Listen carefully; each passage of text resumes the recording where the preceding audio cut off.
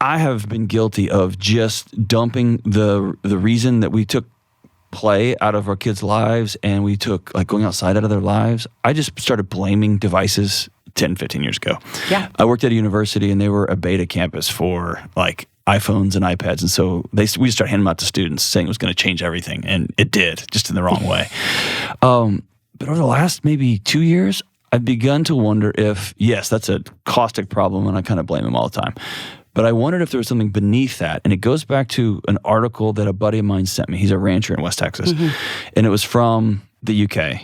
And it said one of the hottest selling markets for iPads was to 2-year-olds. Mm. And the interview with the parent said, every other kid has them. And here was the quote, "I don't want my kid to be the only one." Wow. And that has haunted me, that idea of like being the only one. And then I wonder if sitting beneath this, so I'm road testing this idea with you, and you can say, John, you're an idiot. Underneath it, when did kids start running our homes? Or when did kids start being responsible for the emotional regulation of all the adults in their lives? Yeah. Right? Yeah. I'd say it feels like that happened overnight. And everything else, it would have been madness for you and I to get $1,000 computer to put in our pocket in middle school. Yeah. That's madness. Oh, yeah. And it's now mad to not have it. You have it's a must. It is as you have to. Even though every parent knows. It's awful for them. They all know. Yeah. Yeah. So it's like, what is driving that pressure? I don't know. I don't know when it's shifted that the universe of our homes has to revolve around our kids. Yeah. Yeah. And that we have just shirked that responsibility. Yeah. And just said, oh well, they all have it, so we're going to do it too. I think it's tricky when it is tricky when your kid is the only one. And maybe we all have those deep down feelings, those like insecurities from our own childhoods, from our own experiences where we didn't want to be the only one. You don't want to stand out, right? We talk about like even just the way that people are formed, like in a tribe and you live and you don't want to, they say you don't want to be the one everyone's looking at. Like you don't want to be kicked out. So you don't want to stand out. Right. So you conform. And so it's like, it's almost like we've taken that on ourselves. Yeah. But it's really the kids thing. Yeah. But yeah, $1,000 thing. Are you kidding me? We had a computer growing up and it had 6 gigabytes and everybody got one. Everyone got 1 gigabyte. And you could not, it was like if you like, it's like you're in the car and you like go an inch over your brothers, and it was like if you take up any extra of your gigabyte, right. It's encroaching on someone else's. And so, that has really changed. And it's interesting because a lot of parents seem to not be drawing the line. Draw the line for your kids. They can't. It's not good for them. Yeah. I just read the most gut-wrenching book called American Girls by Nancy Jo Sales, and talking about like the amount of pornography, the amount of all of these things that's happening in schools with the classmates. I used to be a teacher. Mm-hmm. I did too, yeah. And before the iPhone was even here, the kids were being intimate and videotaping on flip phones and sending it to the students. The police were getting involved. And every parent was like, it's not my kid. I was like, well, some of y'all's kid. Is one of your kids? Yeah. And does this really matters? Yeah. Can you imagine being in 7th grade and having that pressure and having those images and they're circling around your whole middle school? Right. It's a lot. Parents have to take a stand. How do they do that? You just don't have it. It's more than that. But see, I don't know if it is. It's that, and then here's what you have to do. This is what I think. When I was a kid, my neighbor across the street locked her kids out all summer long. I was like, that mom, wow, she's onto something. I was like, when I was younger, I was like, what's she doing? Like, what is she doing all day? And then I became a mom. I was like, that's the most brilliant mom I've ever met. And she had 4 kids, and all summer long, they were out in the neighborhood. I don't even know if they ate. I mean, they were just roaming. They're healthy kids. They're healthy adults now. And everyone wanted to go outside because everyone was out there.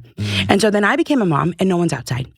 There's a man named Mike Lanza who wrote a book called Playborhood. And he talks about how the most enticing thing outside is not your trampoline. It's not your amazing rainbow recreation play structure. It's other kids. Other kids. And they're not out there. And so as a mom, I've had to put in the work, which is I've got to call up at least one other family, or maybe 2, or maybe 5. And we have to plan it. We're all going to be outside at the same time, and the kids always want to go then. And I used to be annoyed, John. I was like, this is annoying. I wish I was that mom from the 90s. I could just shoo my kids out. But what would I have done? Clean baseboards? Right. Yeah. This has actually really enhanced my life too. Yeah. Like getting outside, I think as parents, we're inundated with technology just as much as our kids are. So when I'm putting in the effort to get our kids outside in community, everyone wants to go, and even the moms' lives are enhanced too. Our life just doesn't trickle away. And I think for me, the idea, I've got 2 kids, one's 14 and one's 8, the idea that I've got to call somebody and set this up every time, at this point, it's kind of like me wishing gas would be $1 a gallon again. It's just not. It's just not. That's not the world we're in. Yeah. And so if I want my kids to have a healthy life, it's up to me. It is. And I think you made a point that's super not cool or popular to talk about.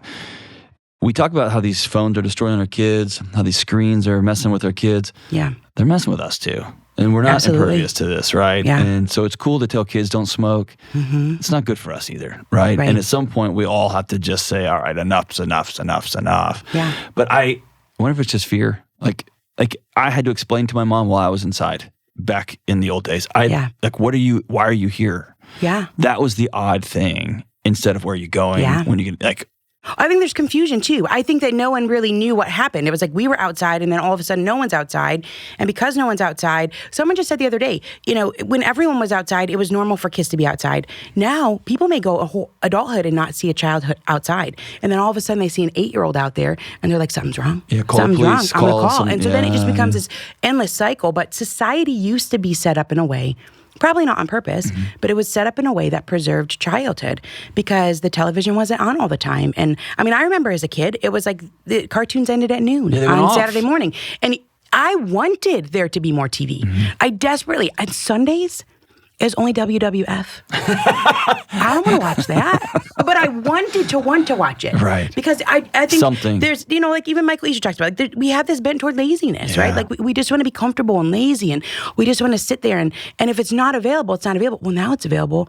I mean, to the moon and back, right? I mean, there is a content you could consume for the rest of your life in a million lifetimes. Oh, yeah, a million lifetimes over. So it is, I think, a tall order for the parents to step in and take on. I have to help be the shaper of the life. The society used to do it for me. We all used to do it together. That's right. And now it's very individual. It is on my shoulders that I say no to the iPad, that I get these groups of people together and we go do things and we run out of time for screens. That's what I say. Our best days are not the days where I'm like, no, you can't do it. My best days are like, it's bedtime and we ran out of time because we had a really full day. But what I've learned, John, is that I used to hold a little bit of resentment toward that. Like I used to wish I was back in the day when society had to do it and I didn't have to. But what I realized is that my life is really full because of it. Yeah. And my life has completely changed because I've had to be the one that takes that on. And there's this incredible quote in a book by Kim John Payne where he says, when you rescue your kid's childhood, he says, day by day, remarkably, inevitably, you rescue yourself back. Yeah, you get your life back. It's powerful. Yeah. I had completely lost that. I had a book signing in Dallas and 2 of the neighborhood moms that I got in trouble with when I was a kid. And they had license to get me in trouble because that's the way it worked, right? Yeah. Everyone's moms could get every kid in trouble.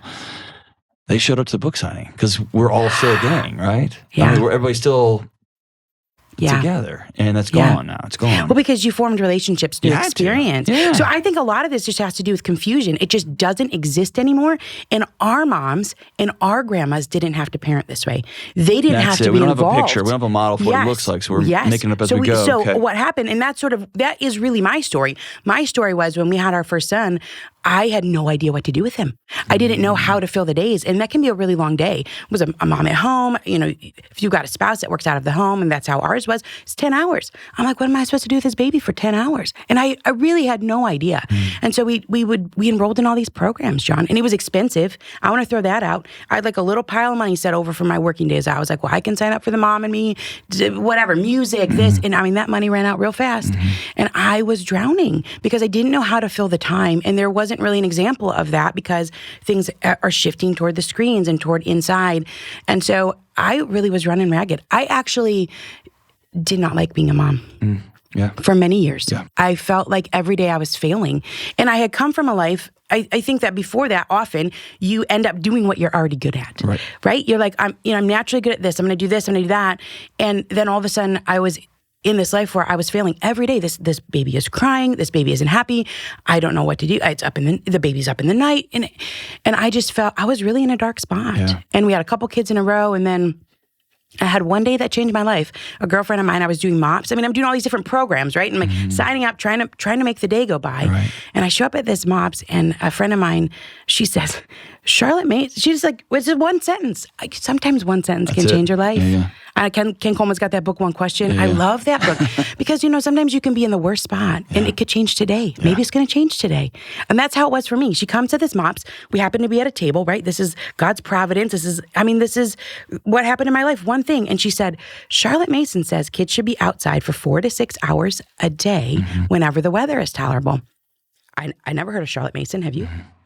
Yeah, she's 18. Yeah, well, she's, old school, I never heard of her. Yeah. I didn't know she was from the 1800s. Yeah. And my friend didn't tell me she was from the 1800s, right? Or I would have been like, whatever, I'm not paying any attention. But I thought, this is an absurd idea.